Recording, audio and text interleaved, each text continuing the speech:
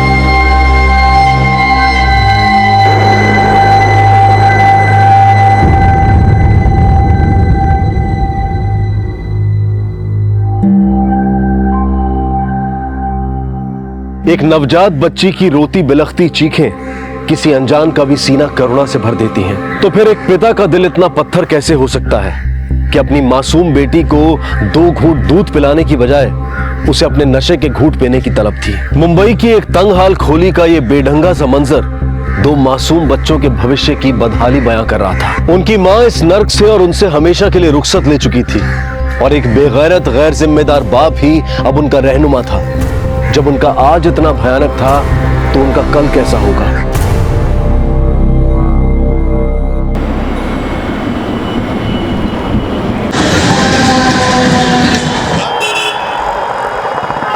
अरे ये क्या कर रहे तू? ये मेरी सांप को बच्चा है।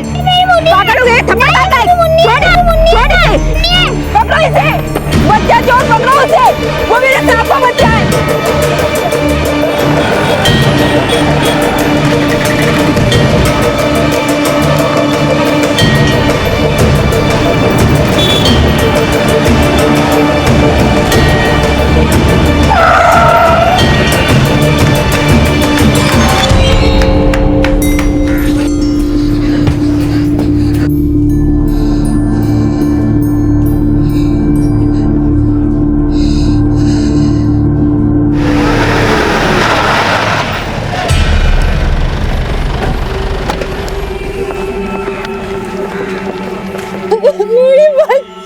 सब ठीक हो जाएगा, चिंता मत करो।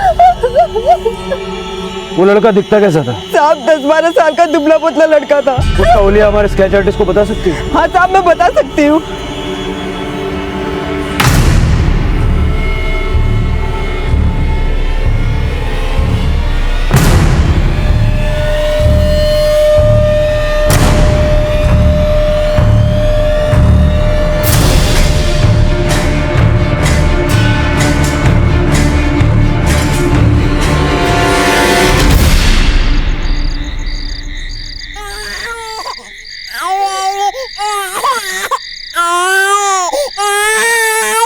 अरे चुप कर। दिन रात क्या दिमाग खराब करके रखा है। गला दबा दूंगा तेरा।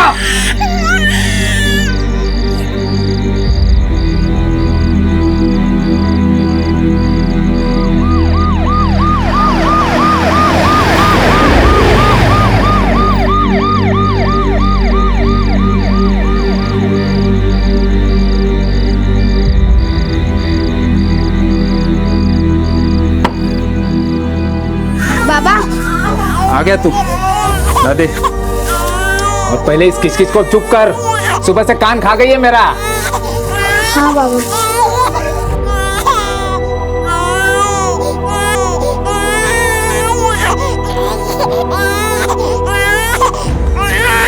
शांत हो जा।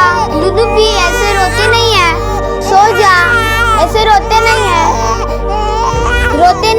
सो जा, नींद नहीं आ जाएगी।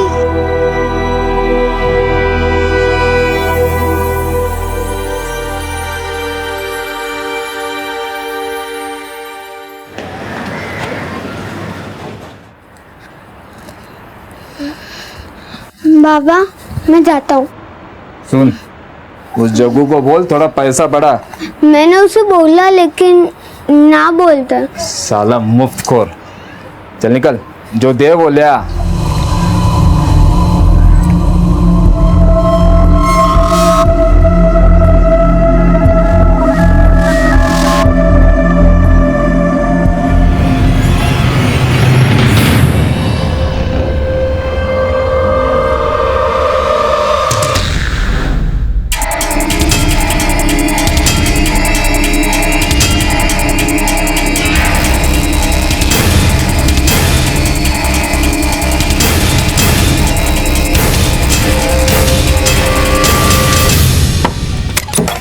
बोले बे।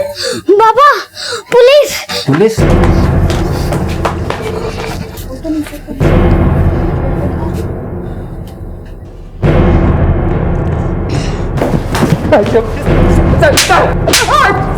जास्त शळपट्टी नाही पाहिजे।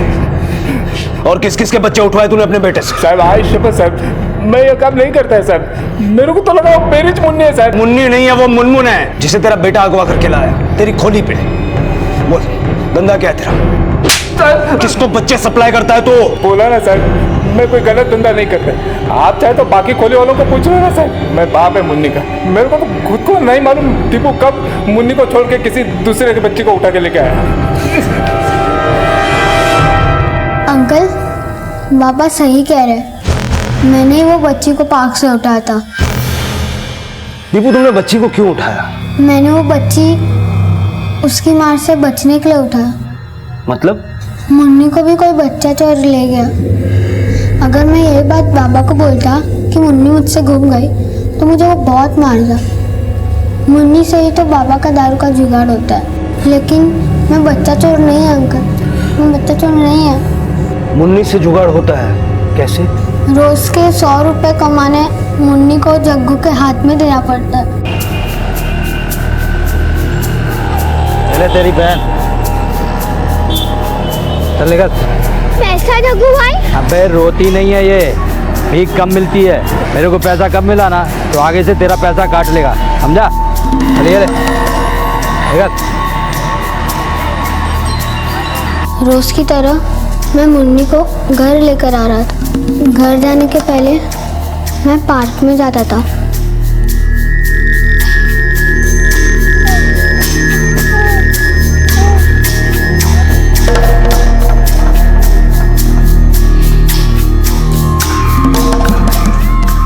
अब हम आइसक्रीम खाएंगे।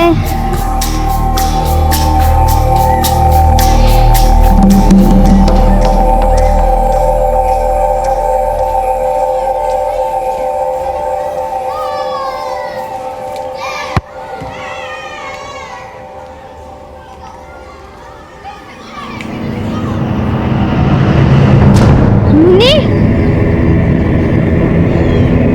मुन्नी, मुन्नी, मुन्नी, मुन्नी, मुन्नी, मुन्नी।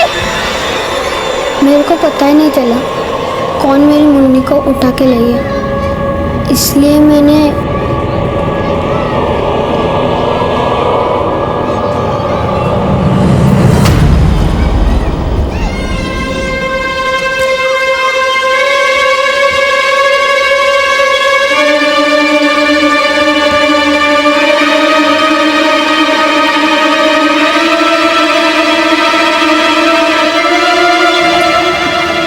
अरे ये क्या कर रहे तुम? ये मेरे साथ का बच्चा है। छोड़ो इसे। पागल हो गए क्या? थप्पड़ खाने पड़ेगी। थप्पड़ मारेगा। पागल है क्या? पकड़ो इसे। ये मेरे साथ का बच्चा है। अरे कौन तो पकड़ो इसे। अंकल वो बच्चा तो आपको मेरे पास से मिल गया, लेकिन मेरी मुन्नी, ये मुन्नी मिल जाएगी ना? ढूंढो ना मेरी मुन्नी को, वो बहुत छोटी है।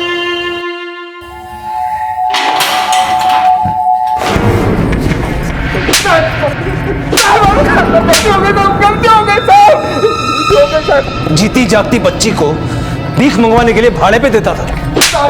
कैसा बाप है रे तू? मैं क्या करता सर, अकेला मैं बच्चों का पेट कैसा पालता सर, नौकरी भी तो कोई देता नहीं है ना सर। अब ये मगरमच्छ के आंसू बहाना बंद कर और बता जग्गू कहाँ मिलेगा? जग्गू कहाँ है मुझे पता नहीं है सर, उसका नंबर है लेकिन मेरे नंबर दे।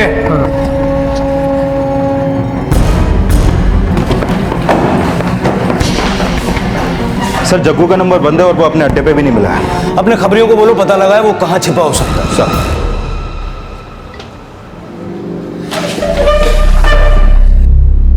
सर हमें तो अपनी बच्ची मिल गई है, लेकिन हम नहीं चाहते किसी और का बच्चा जेल जाए, इसलिए हम दीपू पे केस नहीं करना चाहते। ठीक है, आप जा सकते हैं। Thank you sir.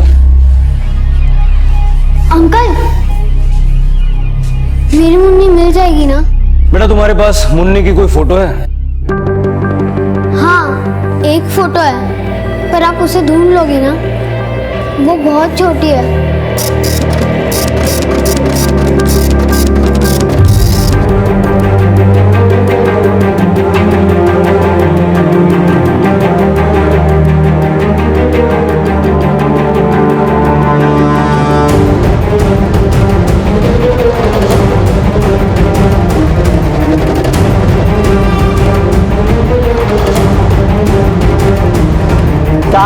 पता चला है, और जग्गू है ना भिवंडी में अपनी दोस्त की खोली में छुपा हुआ है।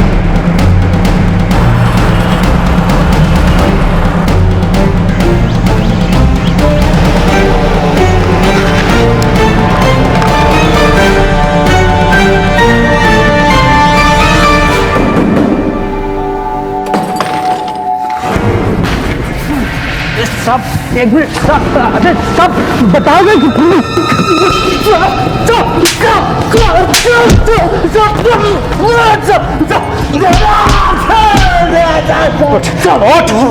मन्नी का मुन्नी कहाँ है बोल? साहब मैं मानता हूँ कि मैं उसके भाई और बाप से भीख मंगवाने के लिए मुन्नी को लेता था साहब, लेकिन मैं सच कहता हूँ साहब, मैंने उसको नहीं उठवाया साहब। सर जग्गू को बहुत तोड़ा लेकिन मुन्नी की कोई इन्फॉर्मेशन हाथ नहीं लगी। अगर जग्गू ने मुन्नी को नहीं उठवाया तो फिर किसने उठवाया और किस मकसद से?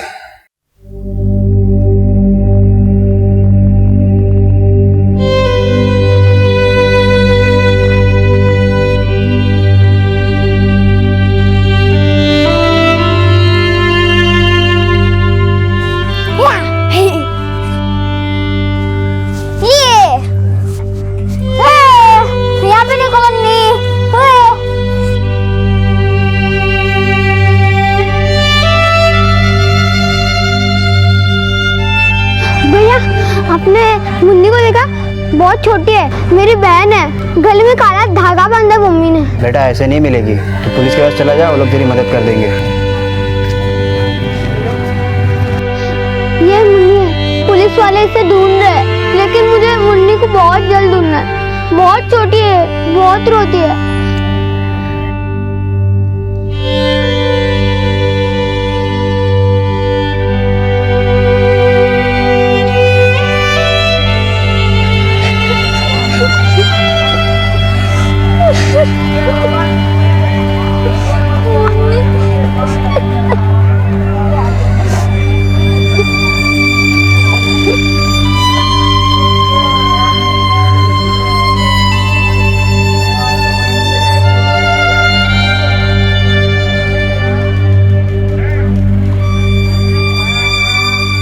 एक नन्ही जान की तड़पती चीखें बाप की शराब का इंतजाम भी करती थी और भीख मंगवाने वाले गिरोह की तिजोरियां भी भरती थी। इससे बड़ी लानत शायद और कुछ हो ही नहीं सकती। मुन्नी जैसी न जाने कितनी बेकसूर असहाय जाने अपनी जिंदगी इसी तरह से बसर करती हैं। और इस खौफ को महसूस करने वाले दीपू भी कई होंगे जो अपने आप को इस नर्क से बचाए रखने के लिए अपनों के ही हाथों की कठपुतली बन इन अपराधों के भागीदार बन जाते हैं। यह अमानवीय और बेहद ही चौंकाने वाला सच पुलिस के लिए नया नहीं था। पुलिस को दीपू और मंदार के बयान की पुष्टि तो करनी थी, लेकिन साथ ही इस राज का भी पता लगाना था कि आखिर मुन्नी अब कहाँ थी।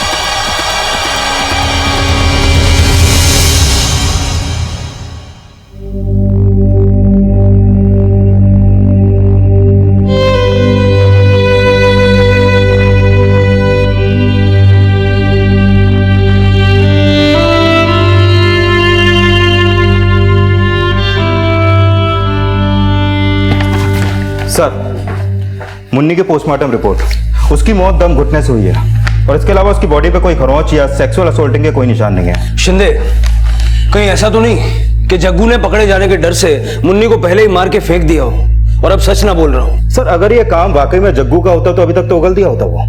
अगर ये काम जग्गू ने नहीं किया है तो मुन्नी को अगवा करके मारने के पीछे किसी का क्या मकसद रहा होगा?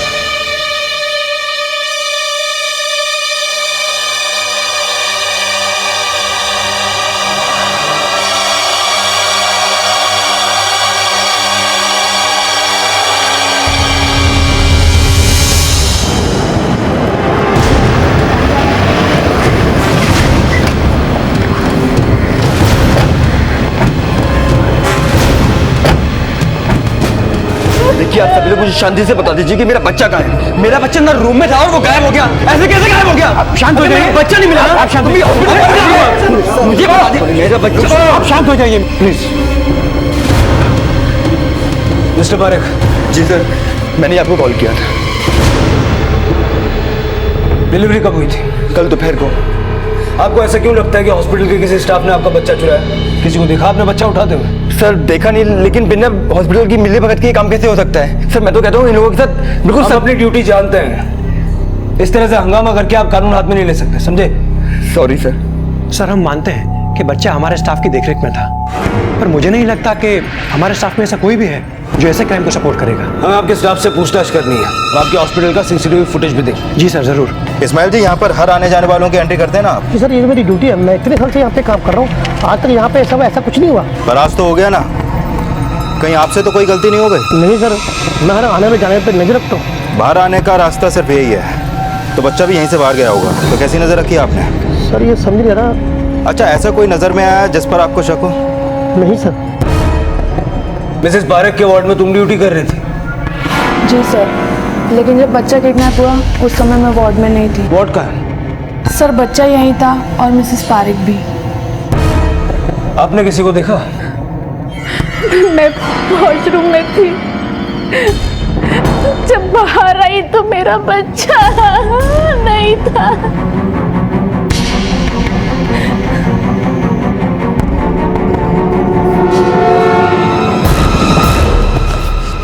ये इतने सारे न्यूज़पेपर यहाँ पे क्या कर रहे हैं? सर, ये तो यहाँ पहले नहीं था।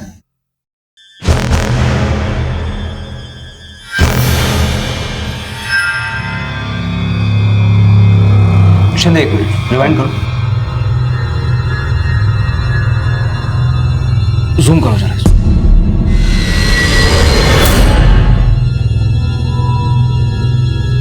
बाकी कैमरास का फुटेज का है? यही एक कैमरा चालू है, बाकी कैमरास 2 महीने से खराब है। खराब है मतलब? वो हम रिपेयर करवाने ही वाले थे, लेकिन आप वेट कर रहे थे कि पहले कोई बच्चा किडनैप हो जाए। Sorry sir. हॉस्पिटल की रेपुटेशन की आपको इतनी फिक्र है, लेकिन सिक्योरिटी के मामले में ये लापरवाही। फिर से चलाओ।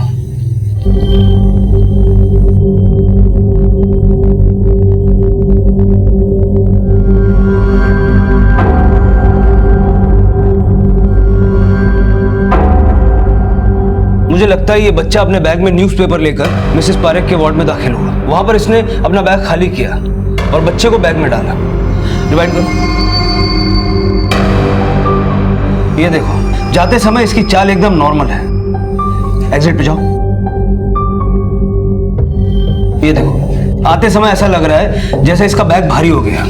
सर वॉचमैन को बुलाते हैं, शायद वो बच्चों को आइडेंटिफाई कर सके। सर ये स्कूल की तस्वीर जो बच्चा दिख रहा है ना, 2-3 रोज से हॉस्पिटल में आ रहा है। कौन है? जी मैं तो नहीं जानता। तुमने इसकी एंट्री ली थी? सर मैंने सोचा मरीज के रिश्तेदार का बच्चा होगा। मतलब तुमने बिना कोई पूछताछ किए उसे आने भी दिया और जाने भी दिया? सर बच्चे पे भला कोई कैसे शक कर सकता है? उसका स्केच तो बनवा सकते हो ना? सर शकल ठीक से याद नहीं है। शिंदे तुम्हें क्या लगता है, कहीं ये बच्चा दीपू तो नहीं? लेकिन आपको ऐसा क्यों लगता है सर? जब मुन्नी अगवा हुई थी तो उसने पार्क से दूसरे बच्चे को उठाया, तो कहीं इस बार भी? पर सर दीपू तो फुटपाथ वाले स्कूल में पढ़ता है और उस स्कूल की यूनिफॉर्म। शिंदे जो बच्चा चुरा सकता है वो यूनिफॉर्म भी चुरा सकता है। ठीक से देखना, कुछ भी रहना नहीं चाहिए। साहब, अरे साहब बताओ तो सही, आप क्या ढूंढ रहे हैं साहब?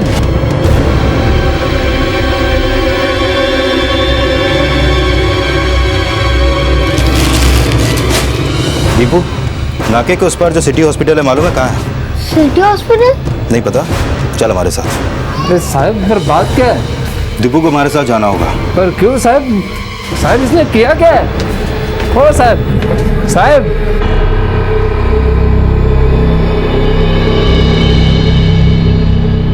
सर जी ये वो बच्चा नहीं है, मेरे कुछ खास तो याद नहीं है। ये तो बहुत छोटा है, वो हाइट में थोड़ा बड़ा था। वो 14-15 साल का होगा। कौन सा बच्चा अंकल? और आपने मुझे क्यों बुलाया? बोलो ना अंकल। दीपू, जैसे तुम्हारी बहन को किसी ने चुराया था ना, उसी तरह इस हॉस्पिटल से भी किसी ने एक बच्चा चुराया है। आपको लग रहा है कि मैंने बच्चा चोरी किया? मैं बच्चा चोर नहीं है अंकल। शिंदे, दीपू लो घर सुन। उस 14-15 साल वाले बच्चे ने मेरी मुन्नी को मारा। दीपू तुम अभी घर जाओ, तुम्हारी मुन्नी को किसने मारा इसका हम पता लगा रहे हैं। सर क्या लगता है मुन्नी की हत्या और पारेख का बच्चा उठवाने में किसी एक का ही हाथ है? शायद, मगर हैरान करने वाला सवाल यह है कि इसमें हाथ सीसीटीवी वाले 14-15 साल के बच्चे का है, तो क्यों? नहीं सर, मुझे नहीं लगता कि इस बच्चे का इस केस में कोई हाथ है। आई मीन 14-15 साल का बच्चा। शिंदे, अपराधी की शक्ल पे तो नहीं लिखा होता ना कि वो अपराधी है। दीपू भी एक बच्चा है, लेकिन उसने एक बच्ची को चुराया। मिस्टर पारेख को बुलाओ, इस सीसीटीवी वाले लड़के का आइडेंटिफिकेशन करो। अक्सर बच्चा चोरी होने के केसेस में या तो रिश्तेदार या परिवार वालों में से ही किसी का हाथ होता है। सर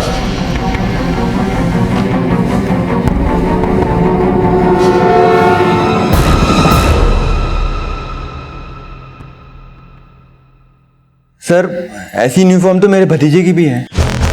क्या नाम है आपके भतीजे का? सर प्रतीक, मेरे बड़े भाई का बेटा है। क्या वो हॉस्पिटल में आया था? हाँ सर, कई बार। लेकिन बात क्या है? मिस्टर पारेख, हमें शक है कि इसी ने आपके बच्चे को किडनैप किया। सर आप कुछ भी बोल रहे हैं, वो मेरा भतीजा है। भतीजा है इसीलिए फिलहाल उससे कुछ मत कहिएगा और हमें उसके स्कूल का नाम बताइए।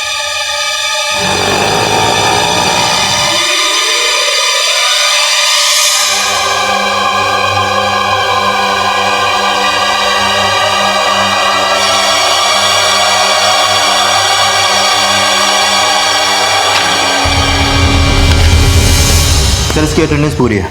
बेटा प्रतीक, 16 तारीख को अटेंडेंस लगवा के बंक तो नहीं मारा था? नहीं सर, मैं कभी बंक नहीं मारता।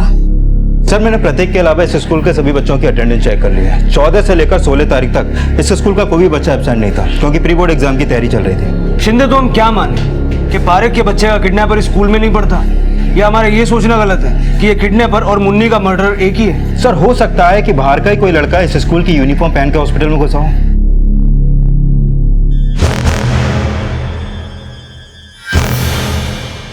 सुनो। जी अंकल।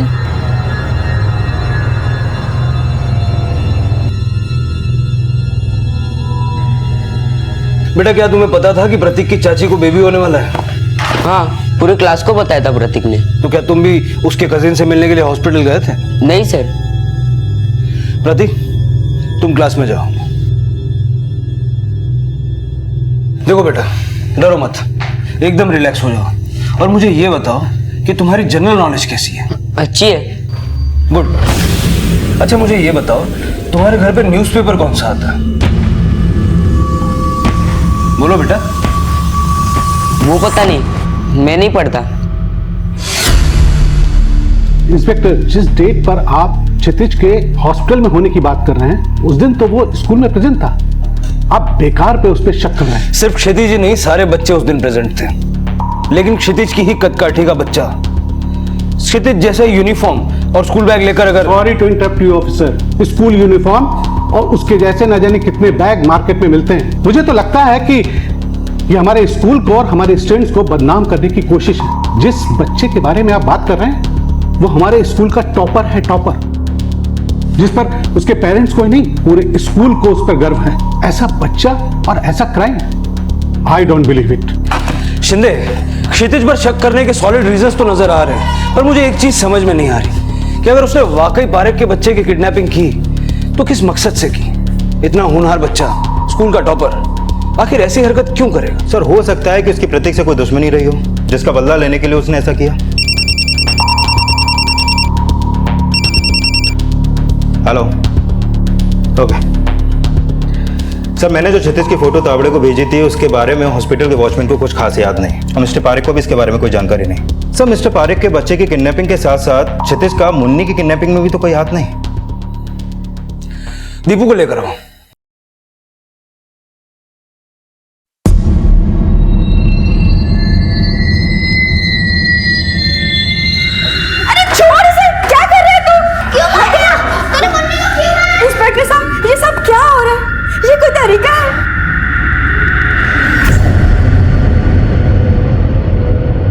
अपराध का चेहरा बहुत ही भद्दा और घिनौना होता है, लेकिन अपराध करने वालों की शिनाख्त में जो चेहरे सामने आते हैं वो अक्सर बेहद चौंकाने वाले होते हैं। दीपू की बहन मुन्नी के गायब होने और हॉस्पिटल से एक नवजात बच्ची के अगवा होने के दौरान शक के दायरे में जो चेहरा सामने आया था वो था 14 वर्षीय क्षितिज का। लेकिन अगर क्षितिज का वाकई इन अपराधों में कोई हाथ था तो वो किन वजहों से रहा होगा, ये सवाल उठना लाजमी था।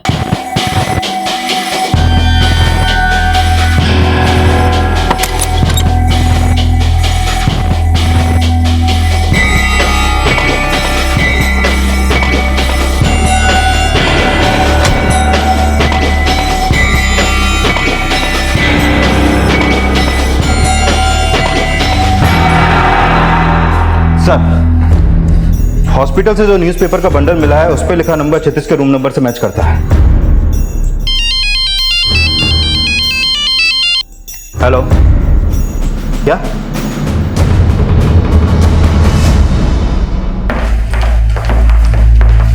ये सब कैसे हुआ मिस्टर सावंत? पियोन ने मुझे इन्फॉर्म किया था कि क्षितिज स्कूल के वॉशरूम में बेहोश पड़ा हुआ था। उसने अपने हाथ की नसें काटी हुई थी। आई गेस उसने आत्महत्या करने की कोशिश की। ये सब आप लोगों की वजह से हुआ है। जब से आपने क्षितिज को उस लड़के से पिटवाया तब से वो बेचैन था।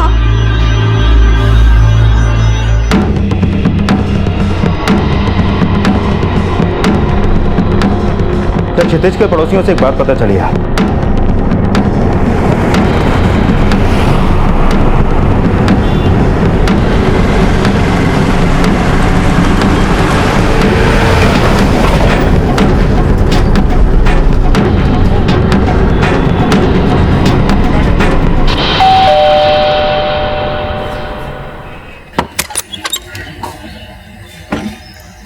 जी, सपना महाजन का घर यही है? जी। पापा कौन है? आप ही का नाम सपना महाजन है? जी। आपके भाई क्षितिज ने सुसाइड करने की कोशिश की। क्या? लेकिन आप मेरे भाई को कैसे जानते हैं? जानने वाली बात यह है कि आपके भाई ने सुसाइड करने की कोशिश क्यों की। मतलब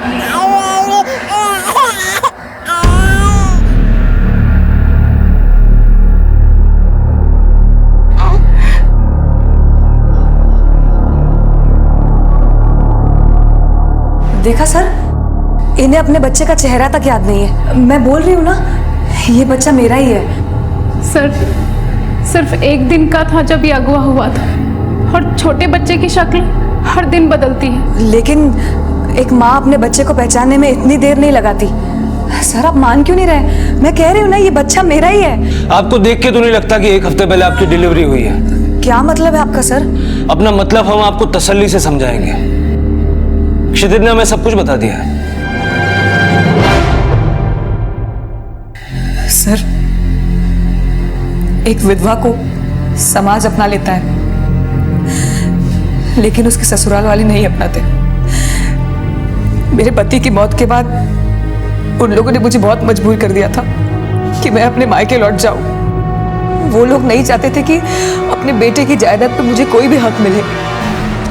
उनकी जायदाद में हक पाने के लिए तुमने इतना घिनौना क्राइम किया? मेरे पास कोई रास्ता नहीं बचा था सर। मुझे लगा कि अपने पोते के खातिर शायद वो मुझे अपना ले, इसलिए मुझे फेक प्रेगनेंसी का नाटक करना पड़ा। सपना, तुम्हें एहसास भी है कि अपने इस झूठे नाटक से तुमने अपने भाई का बचपन छीन लिया? मैं बहुत बुरा हूँ सर, मुझे मर जाने दीजिए। नहीं बेटा, तुम बुरे नहीं हो, तुम तो अपने स्कूल के टॉपर हो। फिर ये सुसाइड क्यों? मैंने ही क्राइम किया सर, ताकि मेरे दीदी का फ्यूचर अच्छा हो। मेरी दीदी को उनके ससुराल वालों ने घर से निकाल दिया था। मैं दीदी को रोते हुए नहीं देख सकता था सर। अगर मैं बड़ा होता, जॉब कर रहा होता, तो दीदी को कभी फेक प्रेगनेंसी का नाटक नहीं करना पड़ता। पर उनके खुशी के लिए मुझे उनकी बात माननी पड़ी। क्षितिज, इस नाटक को पूरा करने के लिए मुझे एक बच्चे की जरूरत है।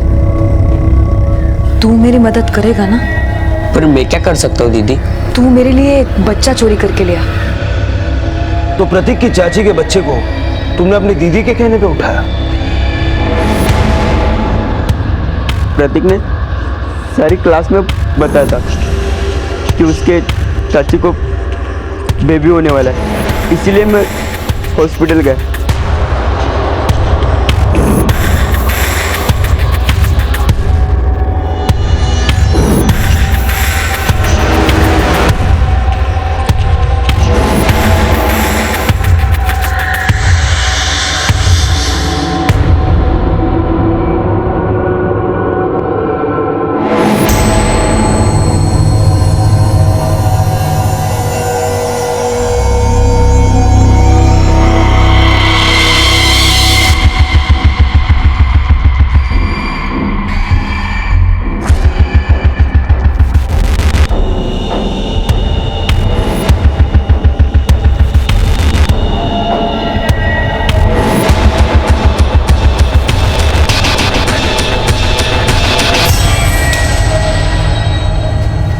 मैंने बच्चे को चुराया और दीदी को लाके दे दिया।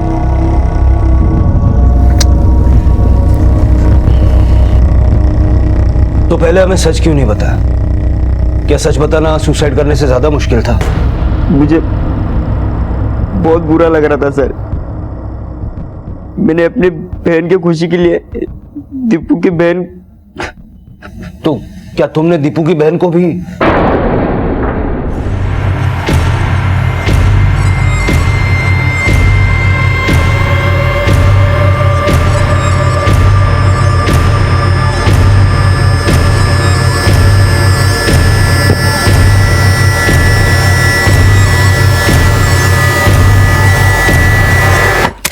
दीदी,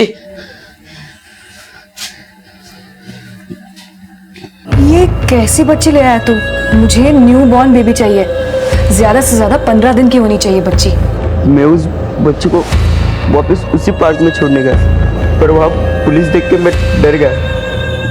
मैं उसे मारना नहीं चाहता था, लेकिन वो उसके भाई ने जो मुझे मारा तो मुझे बहुत गिल्ट हुआ, इसीलिए मैंने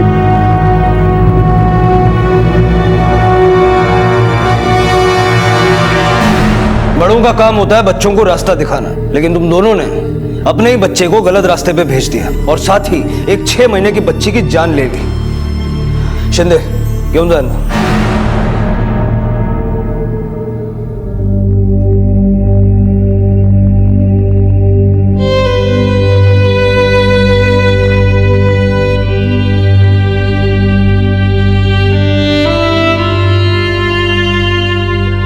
तेरी मुन्नी का गुनहगार मैं हूँ बेटा। अगर तेरा बाबा अच्छा होता तो तुझे जग्गू के पास कभी मुन्नी को ले नहीं जाना पड़ता, और शायद तेरी मुन्नी आज तेरे साथ होती। मुझे माफ कर दे बेटा। आज के बाद तेरा बाबा कभी दारू नहीं पिएगा। सच्ची, तेरा बाबा नशा मुक्ति केंद्र जाएगा और अपनी दारू की लत छुड़ाएगा। कभी दारू नहीं पिएगा।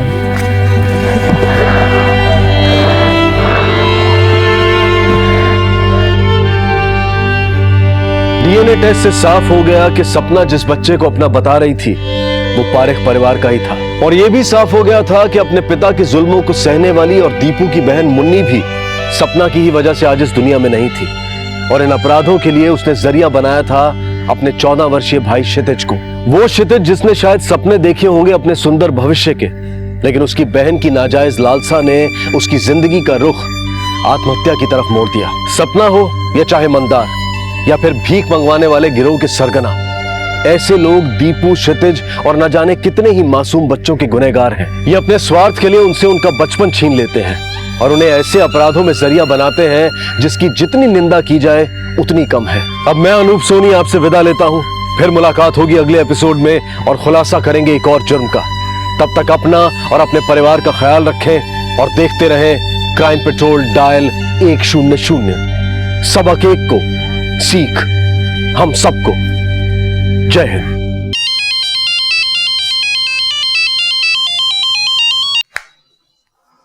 Hello hello baby. अरे कहाँ हो तुम यार? कब से तुम्हारा नंबर ट्राई कर रहा हूँ मैं। सॉरी, वो एक्चुअली फोन चार्ज नहीं है। तो मुझे ये बताओ कितने बजे की बस है, मैं तुम्हें कितने बजे पिक करने आऊँ? हाईवे में ना कोई ऑयल टैंकर पलट गया तो इसलिए हाईवे क्लोज कर दिया। अब तो कल ही निकल पाऊंगी। रात में रुकोगे कहाँ तुम? आई विल मैनेज ना बाबा, मैं पहली बार थोड़ी नासिक आ रही हूँ। यहाँ पे कोई ठीक ठाक सा होटल तो मिल ही जाएगा। सुबह सुबह पहली बस पकड़ के मैं निकल आऊँ, ठीक है? लंच टाइम तक पहुँच जाऊंगी। तुम एक काम करना, जैसे ही तुमको होटल का रूम मिले अपना मोबाइल सबसे पहले चार्ज करना और मुझे कॉल करना, और हाँ निकलने से पहले भी कॉल करना। Okay mister hubby. Love you. The number you have called is unavailable. Please try after some time. Dad, आपने तो कहा था मम्मा लंच तक आ जाएंगे, अब तो 3 भी बज गए हैं। तुम्हारे सामने पापा फोन ट्राई कर रहे हैं, लग ही नहीं रहा है। हम लोग मम्मा को लेने बस स्टैंड चले क्या?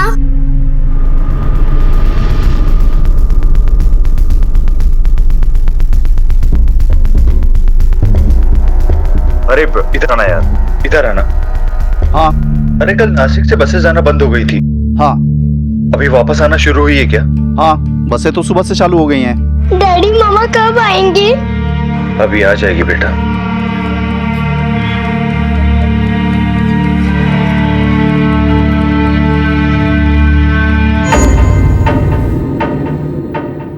पंद्रह मार्च की सुबह गई शर्ली अगले दिन शाम तक वापस नहीं आई। एक के बाद एक बसें आती गईं। उसके पति डेविड और बेटी मोना इंतजार करते रहे, लेकिन शर्ली का कहीं कुछ पता नहीं चला। दूसरे दिन की रात होने में सिर्फ अब थोड़ा ही वक्त बाकी था। आखिर डेविड ने तय किया कि वो पुलिस की मदद लेगा। आपकी वाइफ नासिक कब गई? सर मैंने बताया ना आपको, कल सुबह गई थी वो और रात को वापस लौटने वाली थी, और लास्ट में 8:30 के आसपास उसने नासिक की पीसीओ से कॉल किया था सर। वो नंबर है आपके पास? नंबर हाँ है सर मेरे पास है, मैं दिखाता हूँ सर आपको। ये देखिए सर, लास्ट जिससे कॉल किया था पीसीओ का नंबर। कोई फोटो लाया अपनी वाइफ की? फोटो लाया सर, ये देखिए सर। मैं ये सारी इन्फॉर्मेशन नासिक पुलिस को भेज देता हूँ। इस बीच अगर आपकी वाइफ वापस आ जाए तो आप हमें जरूर बता दें। श्योर, मैं करता हूँ sir. Sir, Pune police station से डिटेल आया इस औरत की मिसिंग रिपोर्ट।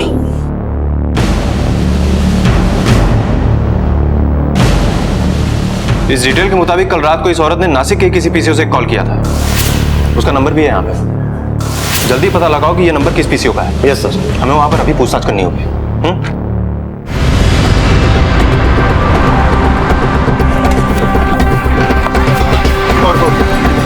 यही पीसीओ था। सुनो, 2083469 इसी पीसीओ का नंबर है। हाँ सर, इसी पीसीओ का नंबर है। कल रात को इस औरत ने इसी पीसीओ से कॉल किया था। हाँ सर, ये 10 साढ़े 10 बजे आई थी हमारे पीसीओ पे। इसने फोन भी किया था सर और चार्जर भी मांगा था। भैया चार्जर होगा आपके पास? ये लीजिए। अरे नहीं, ये मेरे फोन पे नहीं लगेगा। भैया आसपास कोई अच्छा होटल है? हाँ है, आप यहाँ से सीधे जाइएगा, आधा 1 किलोमीटर चलेंगे आप तो लेफ्ट साइड से आपको अच्छे होटल्स और अच्छे फैमिली लॉज है। और आप पैदल निकल जाइए यहाँ से, कोई ज़्यादा दूर नहीं, एक शॉर्टकट रास्ता और भी है वहाँ से बाजू से। ओके भैया, आपके पैसे। सर इसने होटल और लॉज के बारे में पूछा था तो मैंने इसको सावंतवाड़ी जो है वहाँ पे होटल लॉज के बारे में इसको बताया था। गौतम, यस सर, हमें सावंतवाड़ी के सारे होटल्स और लॉजेस में पता करना होगा। Excuse me. Yes sir. इसका नाम शर्ली।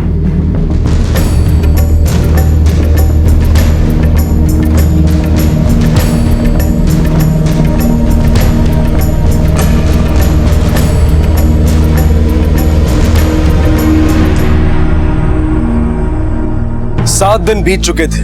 डेविड बहुत परेशान था।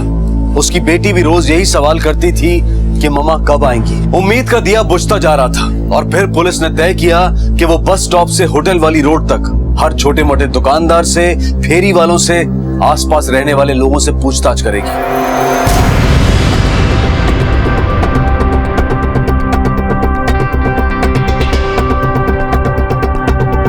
यहाँ कुछ दुकानें यहाँ पता करते हैं। ये औरत 1 हफ्ते पहले रात में इसी रास्ते से कहीं जा रही थी। उसके बाद से इसका कुछ पता नहीं चला। ध्यान से देखिए, शायद आप लोगों ने इसे इसी रास्ते से कहीं जाते हुए देखा। मैंने तो इसको नहीं देखा। ए बेटा देख, तूने तो नहीं देखा इसको? सब यही औरत थी ये तो नहीं बता सकता, और 7-8 दिन पहले की रात को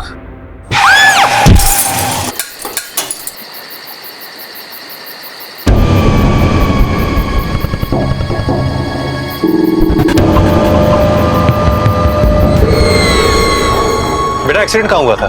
सर वहाँ उस पेड़ की तरफ। हाँ सर, यहीं पर एक्सीडेंट हुआ था, नीली कलर की कार से। देखो आसपास कुछ है क्या?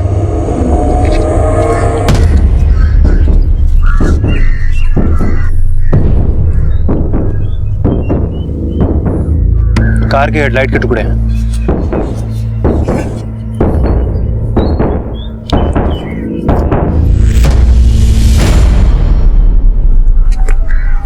ब्रेसलेट।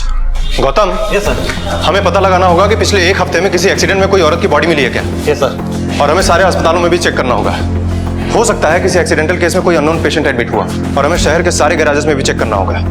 कोई नीले रंग की कार जरूर आई होगी रिपेयरिंग के लिए, जिसका अगला हिस्सा डैमेज हो और जिसके कांच टूटे हुए हो। Yes sir. और इससे पहले एक काम करो। Yes sir. ये ब्रेसलेट, इसको पुणे पुलिस स्टेशन में इंस्पेक्टर सावंत के पास भेजो। Yes sir. और उन्हें इस एक्सीडेंट के बारे में इन्फॉर्म भी करो। हो सकता है कि ये एक्सीडेंट उसी औरत का हुआ जिसकी हमें तलाश हो।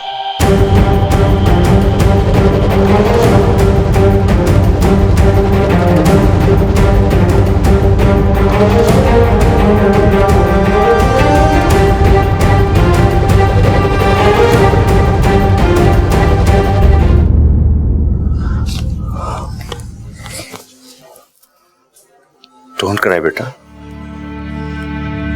मम्मा आ जाएगी। हाँ? आप हमेशा कहते हो मम्मा नहीं आती है। देखो पापा ने तुम्हारे लिए कितना अच्छा पास्ता बनाया, खाओगी थोड़ा सा? नहीं खाना। थोड़ा सा देखो, टेस्ट करके देखो, थोड़ा सा। एक बार बैठो, देखो कितना अच्छा पास्ता बनाया पापा ने, है ना? Don't cry now. बाबू मम्मा आ गई। मम्मा, अंकल आपको कुछ मेरी मम्मा के बारे में पता चला? बेटा तुम अंदर जाओ। इस ब्रेसलेट को पहचानते हैं?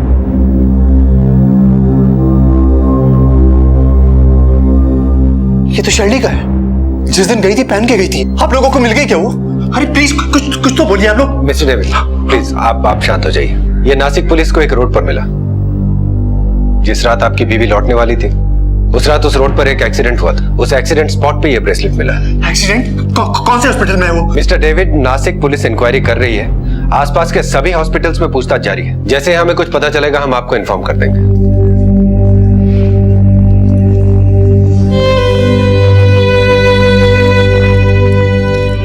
7 दिन के इंतजार के बाद खबर भी मिली तो दिल दहला देने वाली।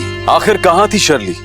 वो जिंदा भी थी या नहीं। और तभी पुलिस को एक बेहद चौंका देने वाली दूसरी लीड मिली। फोटो देना। एक्सक्यूज मी, इस औरत को देखा आपने? ये 7-8 दिन पहले हमारे हॉस्पिटल में एडमिट थी। एक्सीडेंट केस था। इसको कोई बाहर छोड़ के चला गया था, तो हमारा वार्ड बॉय भागते हुए बताने आया था। अरे भारती, क्या हुआ? अपना गेट है ना, वहां पे एक गाड़ी रुकी और एक औरत को फेंक के भाग गया। रख दे।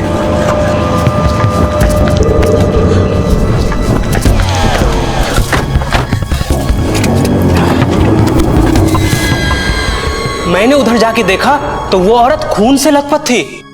तुमने गाड़ी का नंबर नोट किया? अरे किधर से करता, लेकिन हाँ गाड़ी ना ब्लू कलर की है। तुम एक काम करो, पेशेंट को लेके आओ, तो डॉक्टर को इन्फॉर्म करती हो। गणपत, इसकी मदद करो पेशेंट लाने में। चल चल चल चल जल्दी चल।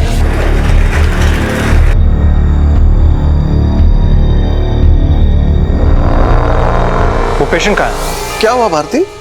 सर 7-8 दिन पहले एक औरत को जो बाहर फेंक के चले गए थे ना सर, उनके बारे में इंक्वायरी करने आए हैं। हाँ, उस रात मैं ही था ड्यूटी पे, लेकिन अगले दिन सुबह औरत अपने आप ही चली गई थी। कहाँ? कोई उसे फेंक के चला गया था, फिर हमने उसे एडमिट किया, उसका बैंडेज वगैरह किया, और अगले दिन जब मैं आया तो पता चला कि वो चली गई थी। लेकिन डॉक्टर साहब, आप लोगों को एक्सीडेंटल केस में पुलिस को इन्फॉर्म करना चाहिए या नहीं करना चाहिए? तूने पुलिस को इन्फॉर्म नहीं किया था? अरे भाई, तुम लोग पुलिस का प्रोसीजर क्यों नहीं फॉलो करते हो? आई एम सॉरी, अगर कोई सीरियस मैटर होता तो ये लोग आपको जरूर इन्फॉर्म करते। अगर उस औरत के बारे में कुछ भी पता चले आप जरूर बताइएगा। हेलो, आपके वाइफ के बारे में एक जरूरी इंफॉर्मेशन देनी है। अभी आता हूं। जैसा मैंने आपको बताया था कि आपकी पत्नी का एक्सीडेंट हो गया था। एक्सीडेंट के बाद उन्हें एक हॉस्पिटल में एडमिट करवाया गया था। कौन से हॉस्पिटल में सर? अभी कैसी है वो? नासिक पुलिस ने और क्या बताया आपको? बेहोश है, इंजर्ड है, कैसी है? ज्यादा इंजर्ड तो वो नहीं होंगी, क्योंकि अगली सुबह वो चुपचाप उस हॉस्पिटल से निकल गई। हॉस्पिटल से निकल गई? तो उसको घर आना चाहिए था, मगर अभी तक तो घर आई नहीं वो। देखिए, मैं बता रहा हूँ, कोई मिसअंडरस्टैंडिंग हुई होगी सर। मुझे लग रहा है कुछ गलत तो नहीं हो गया। प्लीज आप थोड़ा पता कीजिए, कहाँ है वो? यही बात तो हम भी जानना चाहते हैं मिस्टर डेविड। एक बात बताइए, आप उनके साथ नासिक क्यों नहीं गए थे? सर, मैं उसके साथ जाना चाहता था सर, मगर इस वीक मेरी बहुत इंपॉर्टेंट मीटिंग थी इन्वेस्टर्स के साथ। मैंने बोला था शर्ली, हम नेक्स्ट वीक चलते हैं। कहीं आप जानबूझकर तो उसके साथ नहीं गए? सर, आप मुझ पे शक कर रहे हैं सर। आप विश्वास करने का सॉफ्टवेयर पुलिस ट्रेनिंग में हमारे दिमाग से निकालकर फेंक दिया जाता है, इसलिए हम शक सबसे पहले और विश्वास सबसे बाद में करते हैं। तो बताइए, आप अपनी वाइफ के साथ नासिक क्यों नहीं गए? मेरा नया बिजनेस है सर, और मुझे ज्यादातर समय अपने बिजनेस को देना पड़ता है। लगभग यही कोई 6 महीने पहले शर्ली के फादर की डेथ हो गई थी सर। शर्ली काफी दिनों से बोल रही थी कि उसको उसके फादर की ग्रेव के पास जाकर बैठना है।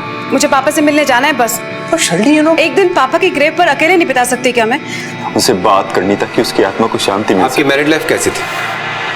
आपका या आपकी वाइफ का किसी के साथ कोई चक्कर तो नहीं था? सर, मेरी वाइफ इतने दिनों से गायब और आप इस तरह की गिरी हुई बात कर रहे हो उसके बारे में sir. It's okay mister David, cool down. Mister David, I am sorry, मेरी बात से अगर आप हर्ट हुए हो तो हमें पूछना पड़ता है, यही हमारा काम है। आपकी वाइफ काम कहाँ करती है? सर, उसकी एक फ्रेंड की कंपनी है, मल्होत्रा मूवर्स एंड पैकर्स, वहीं काम करती है। उनके इस फ्रेंड का नाम क्या? समीर मल्होत्रा। उनका एड्रेस इन्हें लिखवा दीजिए।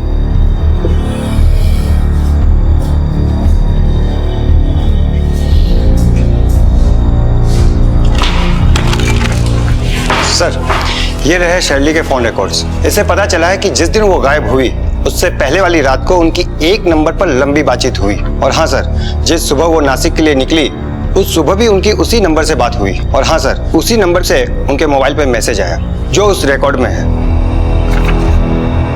I have reached early, car में तुम्हारा इंतजार कर रहा हूं।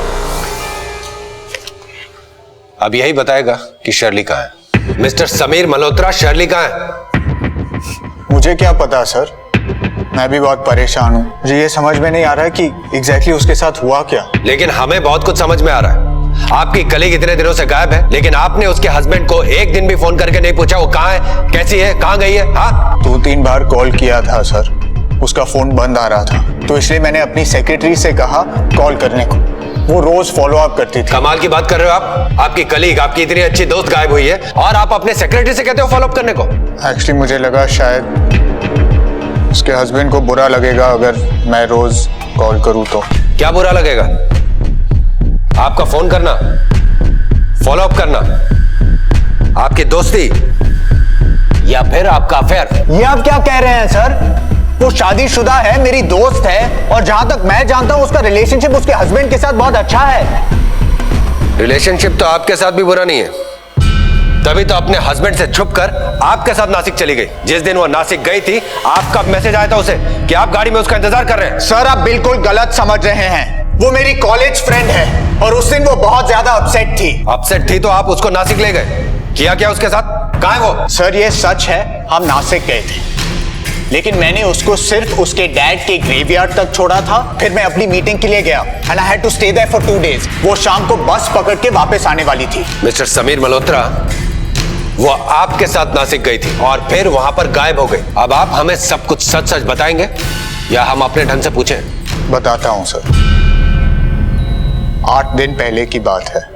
कल मुझे नासिक जाना है किसी क्लाइंट से मिलने के लिए, तो तुम भी मेरे साथ आ जाओ। नहीं, मेरी हिम्मत नहीं है। चलिए, आई नो नासिक में तुम्हारे डैड का ग्रेव है। आई नो उनके मरने के पहले तुम उनके साथ वक्त नहीं बिताई, पर क्या करती यार, मोना की रिस्पॉन्सिबिलिटी थी। डेविड वो स्टार्टिंग हिज ओन बिजनेस, तुम अपने जॉब को लेकर बिजी थी। प्लीज अपने आप को दोष देना बंद करो। जस्ट गो एंड पॉ योर हार्ट आउट उनके ग्रेव के सामने, नहीं तो तुम कभी मूव ऑन नहीं कर पाओगी Shirley. And I am sure, I am 100% sure वो तुम्हें माफ करेंगे और इसके बाद तुम्हें थोड़ी राहत मिलेगी and you will be able to move on. तुम्हें मेरे साथ आना पड़ेगा, ओके? तुम आओगी मेरे साथ? हाँ सर, साइकाइट्रिस्ट ने भी उसे ये समझाया था कि गिल्ट का बोझ उसकी हेल्थ के लिए अच्छा नहीं है। तो फिर ये बात डेविड से छुपाने की क्या जरूरत थी? अच्छे काम के लिए जा रहे थे तो छुपाया क्यों?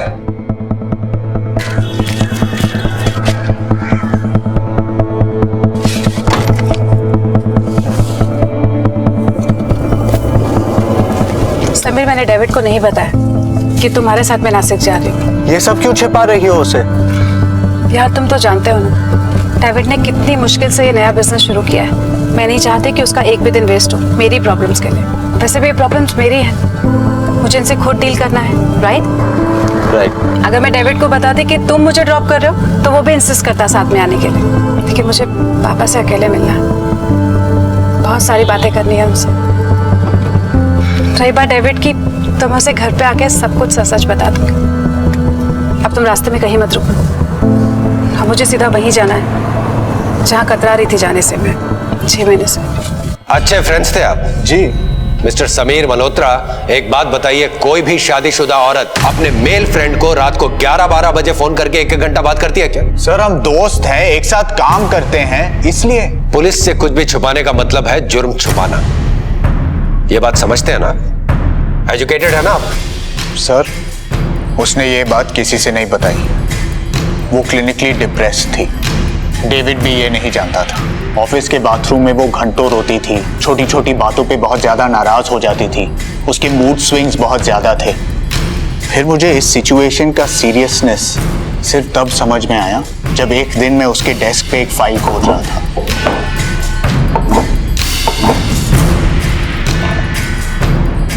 तुम्हारी ये फाइल मैं कुछ करने नहीं वाली थी सर। तो फिर तुमने ये क्यों खरीदा? वो सिर्फ 1 सेकंड के लिए मेरे दिमाग में ख्याल आया। और अरे 1 ही सेकंड लगता है जान लेने में, और तुमने ऐसा सोचा भी कैसे यार? जो इंसान मेरे लिए सबसे जरूरी था, जो मुझे सबसे ज्यादा प्यार करता था,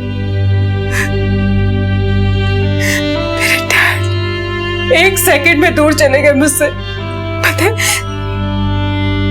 मेरे दुख या सुख में हमेशा वो मेरे साथ खड़े होते थे, और जब वो बीमार थे, उन्हें मेरी जरूरत थी, तो मैं अपनी लाइफ में उलझी रही।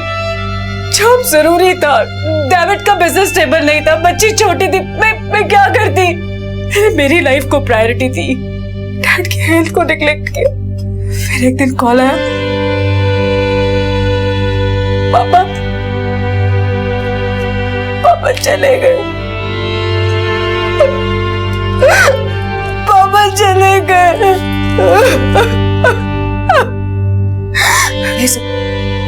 मैं अपने आप को कभी माफ नहीं कर सकती। सब मेरी वजह से हुआ। मैं बहुत बुरी हूँ, इसलिए मैं मरना चाहती थी। मेरे पापा। शर्ली, शर्ली प्लीज मेरी बात सुनो। Shirley, look at me. और भी लोग हैं तुम्हारी फैमिली में। What about David and Mona? उनको भी तुम्हारी जरूरत है। Listen Shirley, I'm really sorry, लेकिन मुझे डेविड को सब कुछ बताना पड़ेगा। I mean, वो तुम्हारी हेल्प कर सकता है शर्ली। नहीं समीर प्लीज, समीर प्लीज उसे मत बताना। देखो वो ऑलरेडी बहुत परेशान है। उसे अभी अपना बिजनेस शुरू किया, उसने बहुत सारा लोन लिया, वो टेंशन में आ जाएगा। प्लीज प्लीज प्लीज समीर, तुम उसको नहीं बताओ। ठीक है। एक शर्त पे। कैसी शर्त? तुम्हें एक साइकियाट्रिस्ट से मिलना होगा। उस साइकियाट्रिस्ट का नंबर है आपके पास? हाँ। नंबर नोट करो। मिस्टर डेविड, क्या आप जानते हैं कि आपकी वाइफ सुसाइड करना चाहती थी? क्या कह रहे हैं आप? ऐसा कुछ नहीं था इंस्पेक्टर। जी हाँ, पिछले 4-5 महीने से वो डिप्रेशन में थी। उनका इलाज भी चल रहा था डॉक्टर पगारे से। ये बात समीर मल्होत्रा ने हमें बताई और हमने डॉक्टर से कंफर्म भी किया। मगर शिल्डे ने ये बात मुझे कभी नहीं बताई। हाँ, वो थोड़ी विजिबली अपसेट रहती थी, मगर अरे शर्ली मेरा अरे दूध! ध्यान कहाँ है तुम्हारा? तुम्हारी आंखों के सामने सारा दूध गिर रहा है। एक्चुअली ऑफिस में थोड़ा टेंशन चल रहा है, बस वही सब दिमाग में चल रहा था। सॉरी। मगर मुझे नहीं पता था कि वो इतनी डिप्रेस थी। अगर उसने मुझसे ये सब क्यों छुपाया? हो सकता है कि वो नहीं चाहती हो कि मैं और टेंशन दूं। मेरे ऊपर काम का ऑलरेडी बहुत सारा प्रेशर था। उसकी नेचर ही ऐसी है कि अपनी प्रॉब्लम्स, अपनी टेंशन्स किसी पर नहीं थोपती। कहीं उसने सुसाइड तो नहीं कर लिया?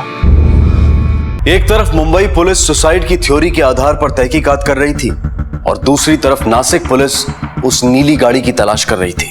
सर, बस स्टैंड के बाजू में गैरेज है, उधर सब पता चल गया। एक ब्लू कलर की गाड़ी एक्सीडेंट की अगली सुबह उसी गैरेज में आई थी और सर उस गाड़ी के हेडलाइट्स और डंपर दोनों डैमेज थे। गाड़ी के मालिक का और उसका एड्रेस पता चला? हाँ सर।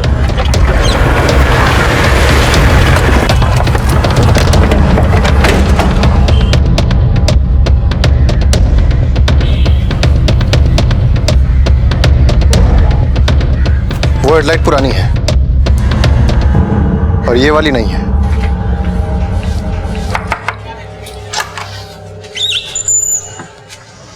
जय दीक्षित। हाँ मैं ही हूँ, बोला। सर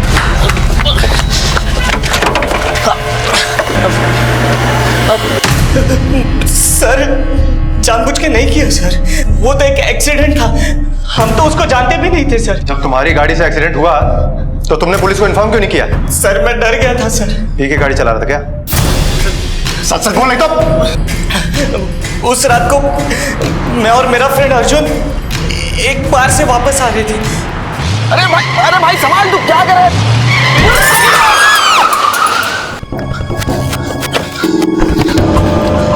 अबे एड़े, ये क्या कर दिया तूने? हाँ? कैसे हो गया यार? सांसें चल रही है। ए अब क्या करें? अभी उठा इसे और हॉस्पिटल ले चल। ए हॉस्पिटल जाएंगे, फंस जाएंगे। चुप कर, चुप। चल हॉस्पिटल ले चल पहले। देख कितना खून बह रहा है, तू निकाल, तू निकाल।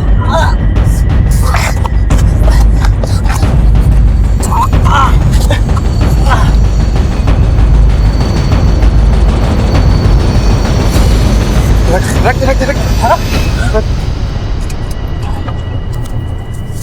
जब तुम दोनों उस औरत को हॉस्पिटल में एडमिट कराने की सोच रहे थे तो उसे हॉस्पिटल के गेट पे क्यों छोड़ के चले गए? उसका सर फट गया था, बहुत खून बह रहा था, उसकी बचने की कोई उम्मीद नहीं थी, इसलिए उसको हॉस्पिटल के बाहर ही। ये जय बोल रहा है कि उस औरत की हालत सीरियस थी, जबकि हॉस्पिटल में हमसे डॉक्टर ने कहा कि वो खुद ही ठीक होकर अगले दिन चली गई। हमने उसे एडमिट किया, उसका बैंडेज वगैरह किया और अगले दिन जब मैं आया तो पता चला कि वो चली गई थी। इसका मतलब कि वो डॉक्टर हमसे झूठ बोल रहा है। सर उस रात तो ड्यूटी पे गणपत था। कहाँ है वो? आज तो वो हॉस्पिटल में है, उसकी डे शिफ्ट चल रही है। बुलाओ उसको। अरे बोलो सर। गणपत इधर आओ। क्या हो गया साहब? जिस रात एक औरत तुमको हॉस्पिटल के गेट में मिली थी उस रात तुम्हें थे ड्यूटी पे? जी मैं ही था।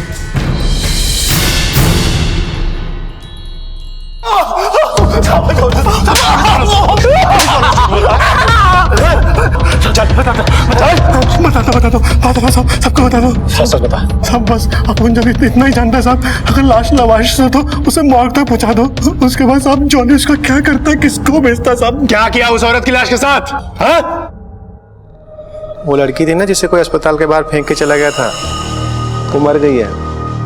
फैमिली वाला भी कोई नहीं है। ठीक है, मॉर्ग भिजवाता हूँ।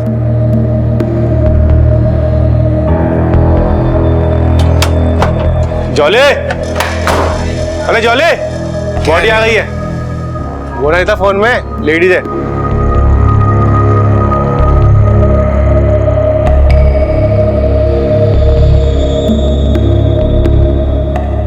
ला पेपर दे।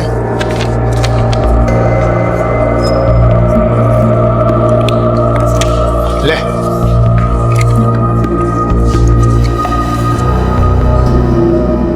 साहब, जब एक हफ्ते तक कोई पूछने नहीं आया तो आपने जॉली को दोबारा से फोन करके बता दिया कि लाश लावारिस है। आगे बता।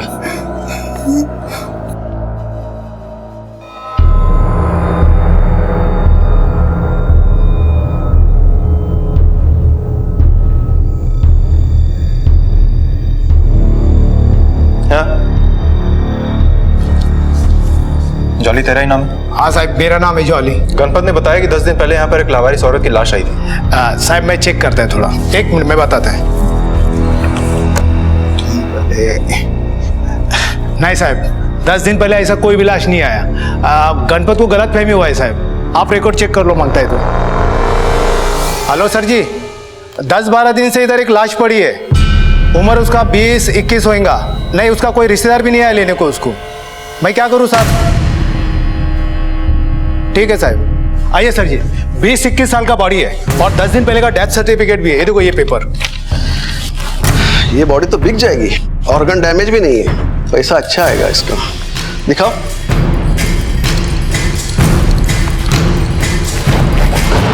अरे ये क्या है?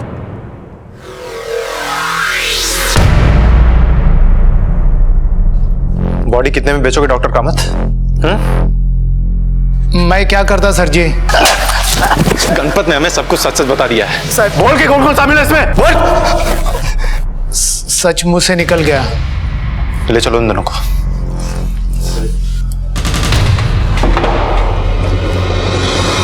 चल, अब सब कुछ शुरू से बोल। हाँ, वो औरत 10 दिन पहले हॉस्पिटल आई थी और उसी रात उसकी डेथ भी हुई थी। फिर हम लोग ने उसकी बॉडी मॉर्ग में भेज दी। हफ्ते भर तक का इंतजार किया, लेकिन जब कोई क्लेम करने आया ही नहीं तो फिर हम लोग ने बॉडी भेज दी। कोई क्लेम करने आता भी कैसे? तुमने तो पुलिस को इन्फॉर्म भी नहीं किया था, और जब पुलिस आई भी तो तुमने कह दिया कि वो ठीक होकर चली गई। क्यों? सर, जब हम लोग ने बॉडी बेच दी तो अगले दिन आप लोग आ गए थे। फिर मैंने कहानी गढ़ दी कि वो औरत ठीक होकर चली गई। डॉक्टर होकर लाशों का कारोबार करते हो? वैसे करते क्या हो लाशों का? हाँ, हम लोग वो मेडिकल इंस्टीट्यूट को भेज देते हैं। वहाँ एनाटॉमी के स्टडीज के लिए डेड बॉडी की जरूरत पड़ती है और बॉडीज तो इतनी आसानी से मिलती है नहीं, इसलिए हम लोग लावारिस लाशों को बेच देते हैं। लावारिस लाश नहीं थी सर, वो लावारिस लाश नहीं थी। मेरी बेटी की माँ, मेरी पत्नी, मेरी जिंदगी थी वो।